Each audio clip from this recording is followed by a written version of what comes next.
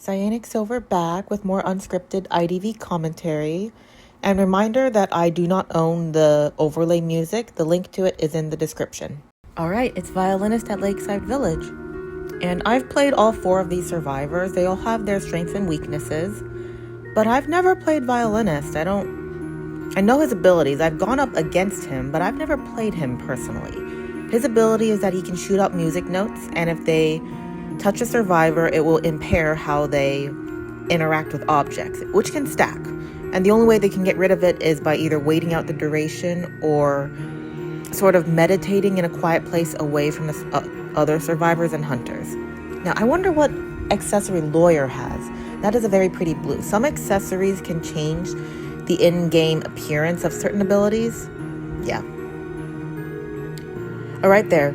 If a survivor is caught in that red line, they will suffer a point of fear.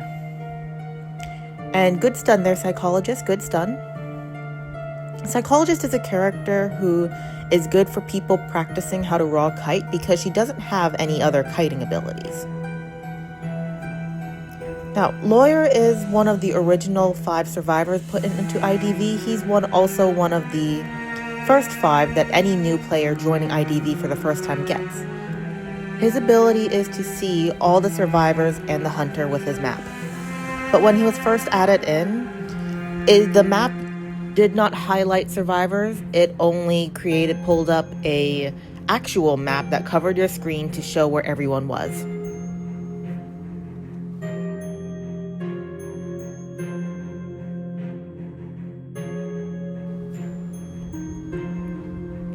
Not a good one there, Lawyer. But I've made that mistake before. No big deal. I understand.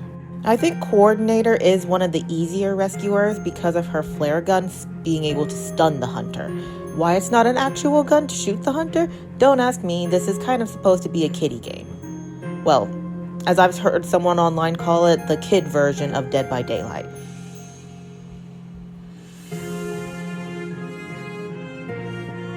Not a good use of flywheel there, Coordinator.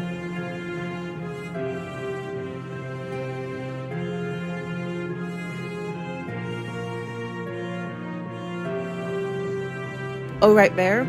I would have waited for the hunter to finish his attack animation because if you stun the hunter in the middle of an animation, whether it be attack animation or another stun animation, it will cancel out the first one and they'll go into another one. So probably should have waited till he finished his attack recovery animation. Now, as for Seer, I find his playstyle to be kind of similar to the Enchantress in that you gotta be bold, you have to take risks, and that's one that I'm just so okay with compared to Enchantress, because his ability is to recharge the owl so long as he continues looking at the hunter.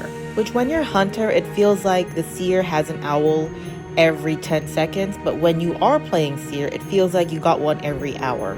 And what Coordinator did right there, good strategy, heal up until about 99% so that another survivor, all they have to do is touch you and you're back up. You ideally want to save exit path to heal yourself back up to full once per match.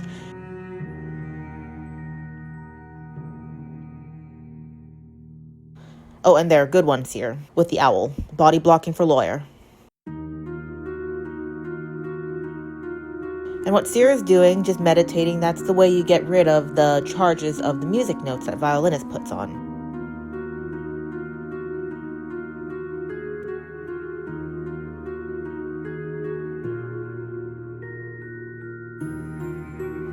Oh, that is a good one, Violinist, but bad one for Lawyer.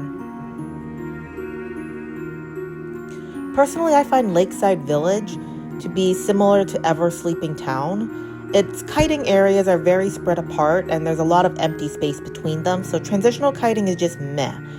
But unlike Ever Sleeping, there isn't those giant buildings, so I find Priestess to be just mediocre on this map, in personal experience of course.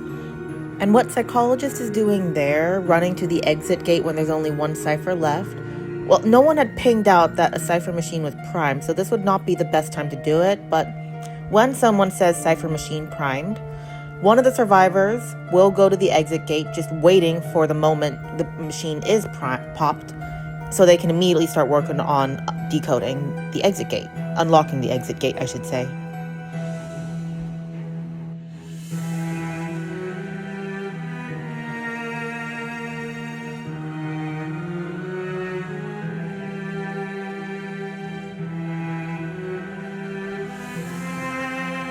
Yeah, Psychologist, you should not have done that. You should not have gone to the exit gate when no one was pinging Cypher Machine primed. But Coordinator's doing a very good job kiting. Much better than I would have done against Violinist.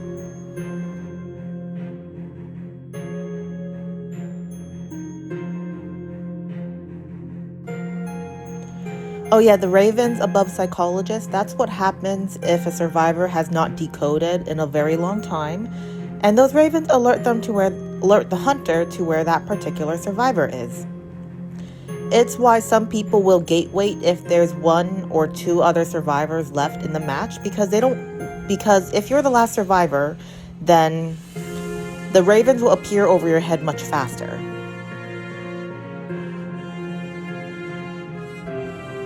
Good use of flywheel there, Coordinator.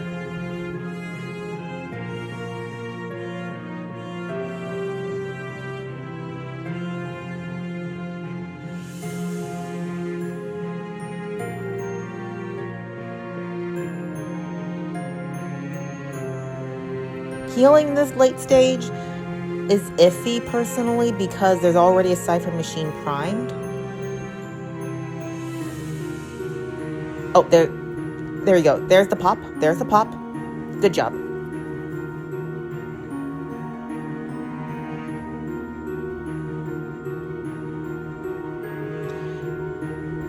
Now, detention kite, this one is always tricky because you have to make sure you stay much further away from the hunter than normal.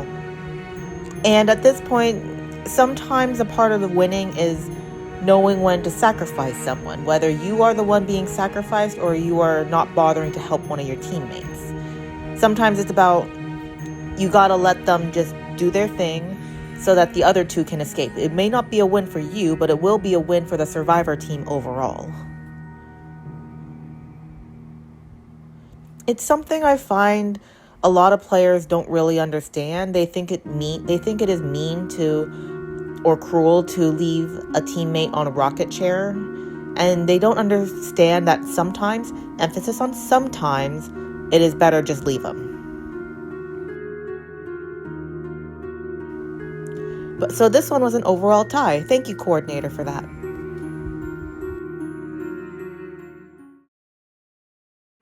Thanks for watching, everyone. Hope you enjoyed. And if you have any advice for me how to improve, please let me know.